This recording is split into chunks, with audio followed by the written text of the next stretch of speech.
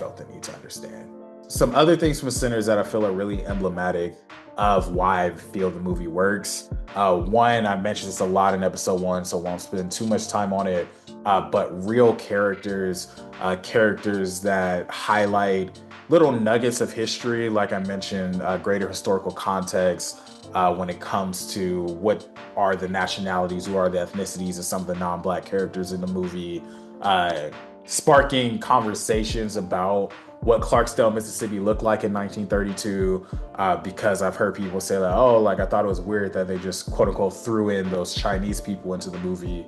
Whereas the Chinese culture, Chinese people, they do have a history within the American South. They were a part of these communities, as the movie showed really well.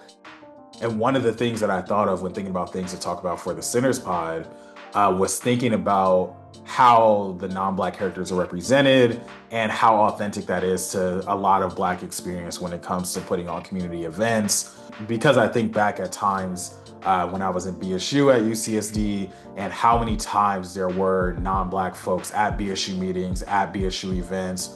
Whereas I'll be very honest, when I first started being involved in BSU, I was kind of like, why are these non-Black people here? This is a Black space. And to be fair, I think there are times where BSU events should be completely Black. Like, I'm not afraid, I'm not running from saying that.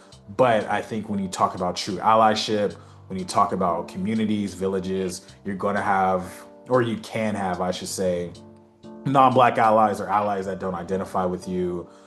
So yeah, there were some BSU meetings where there would be an Asian American student who's there, a white student who's there, and there were times where they were there intrusively, where it felt like they were just trying to see what the Black folks were up to. But there were times where people showed up authentically.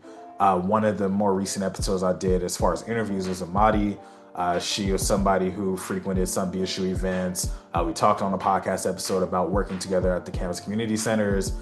She is a great example of someone who understands privilege in a space and understands what they bring to a space, but also understands what they can do to amplify the marginalized voices. I started this podcast with calling out some of the things that are happening in our world politically, or in our nation politically, in our city politically.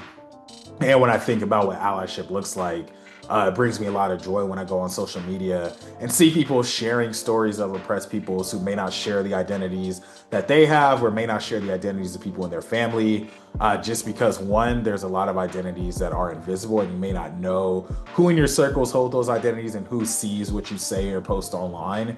But it is important for those who do have those experiences, have those identities, to see where their support is at. And all of this bottled into conversations around the non-Black folks and Sinners, and how they needed the assistance of Grace to get the signs made for the juke joint. These are all little things when you look at them under a microscope, but they all fit into this big picture. And one last thing I'll say about kind of that student activism in a college environment, and also speaking to some contemporary events, I remember the first time, or at least the first time that comes to mind in my memory, that I heard the phrase, quote unquote, no, when I heard the phrase "Free Palestine," was a part of the closing of many student meetings, whether it's MECHA, whether it's KP, whether it's BSU.